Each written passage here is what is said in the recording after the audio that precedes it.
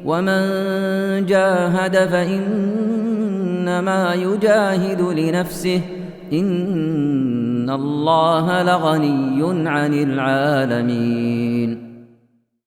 Yang kedua dari inti pembahasan yang ingin saya terangkan di sini terkait dengan masalah dasar-dasar pijakan dalam menjaga lingkungan hidup. Iya. Iya. Dan ini pembahasan kalau kita pahami dengan baik, sebenarnya ini sudah cukup untuk tema kita di pembahasan hari ini tentang solusi. Karena ternyata di dalam syariat Islam dijelaskan sebenarnya bagaimana solusi menjaga lingkungan hidup dan kehutanan itu dengan sangat menyeluruh sekali, dengan sangat menyeluruh. Iya. Kita tidak menafikan bahwa keahlian di bidang di sebuah bidang dari sisi keduniaan itu adalah hal yang diperhatikan di dalam syariat. Iya. Nabi memberikan juga kaidah umum dalam hal itu. Beliau berikan kaidah umum. Ada sebagian sahabat yang sedang mengawinkan kurmanya. Ya. Dan ini saya kira bahwa Bapak di kehutanan lebih tahu dari saya. Pohon kurma itu bisa dikawinkan. Dan pohon kurma itu kalau mau berbuah itu namanya ditalqih dalam bahasa Arab. Dikawinkan. Baru dia berbuah dan bisa matang buahnya. Kalau tidak seperti itu tidak bisa matang buah kurma itu. Iya. Maka para sahabat ini melakukan talqih, dilihat oleh Nabi. Nabi berkata, "Tidakkah kalian lakukan begini dan begini?" Ya, para sahabat ini karena merasa diberi petuah oleh Nabi, mereka lakukan. Tapi setelah itu terjadi ada ulat-ulat yang menyerang, ada hama. Ya. Tidak berhasil. Mereka datang kepada para sahabat datang kepada Nabi. Nabi berkata, "Antum a'lamu bi amri dunyakum." Kalian yang lebih paham tentang urusan dunia kalian. Jadi urusan dunia itu tidak diabaikan di dalam syariat kita. Keahlian, kemudian kemajuan, bagaimana dia menguasai bidangnya, itu adalah perkara yang dituntut dalam sebuah bidang kerja. Tetapi harus diketahui bahwa polesan syariat, lingkup syariat di dalam mengatur hal tersebut itu pondasi utama. Itu pondasi utama. Ada negara-negara yang berhasil di dalam sejumlah perkara lingkungan hidup. Kita lihat misalnya sebagian negara ya, Masya Allah dalam kebersihan itu maju sekali seperti di Jepang misalnya, kebersihan itu maju. Beberapa negeri negara yang maju. Tapi kalau kita lihat di Jepang ini salah satu dari negara yang tingkat angka bunuh dirinya paling banyak di dunia. Mungkin setelah Korea Selatan paling banyak di mana? Di Jepang.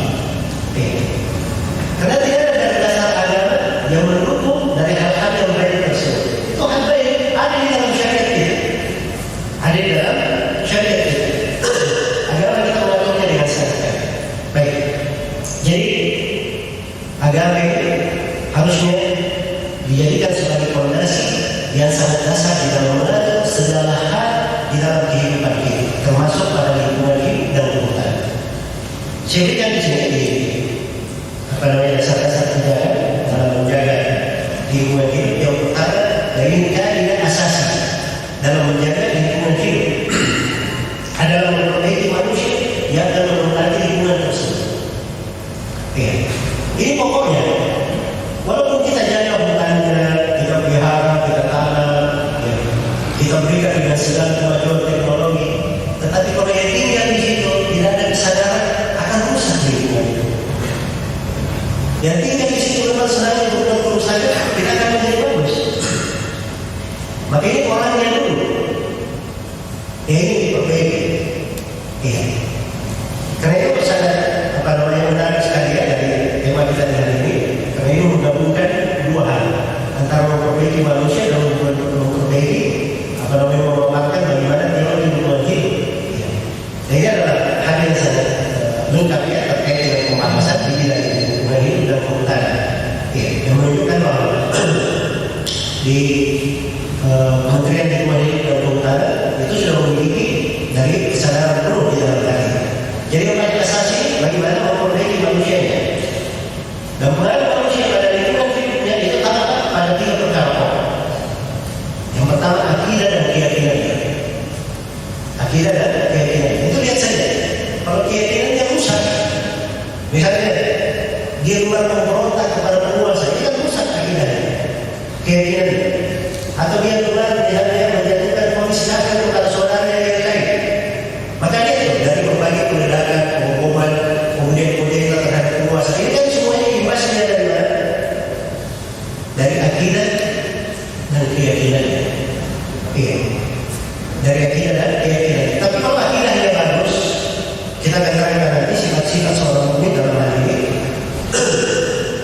Baik dari keyakinannya, maka insya Allah akan baik pula hasilnya akan dicapai. Yang kedua dari akhlak tentu diperhatikan.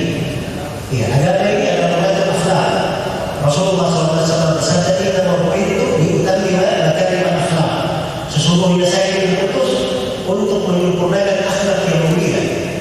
Karena itu Rasulullah SAW ya, menjelaskan bagaimana akhlak yang mulia itu. Ya, dan khusus terkait dengan lingkungan hidup, akhlak yang mulia itu diperlukan. Ya, seorang yang tidak punya akhlak, maka bagaimana dia bisa berkawan, bagaimana dia bisa bersahabat dengan lingkungan hidup dan keluarga? Kalau dia sendiri di hatinya tidak menerapkan, tidak ada akhlak pada dirinya. Ini salah satu contoh dari akhlak.